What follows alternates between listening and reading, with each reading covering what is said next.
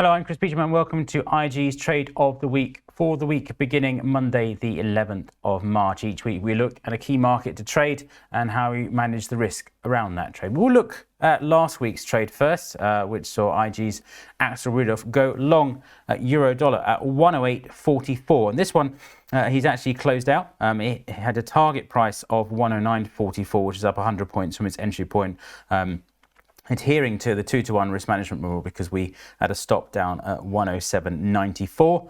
So this one worked out really nicely. We saw further strength in euro dollar, partly off the back of US dollar weakness, and then we had a recovery into Friday's session, just weakening a touch this morning. But continuing the theme in currency markets, we're going to look at the US dollar against the Canadian dollar. We're going to go long dollar CAD at around current levels, currently 134.80. So we'll put our stop. You can see we've got two interesting areas, two long wicks of these candles from the 9th of Feb and also from Friday's session on the 8th of March. So we're going to put our stop down at 134, which is 80 points away. So we're looking for at least 160 points of gains on that basis. So we're aiming for a target price up towards 136.50.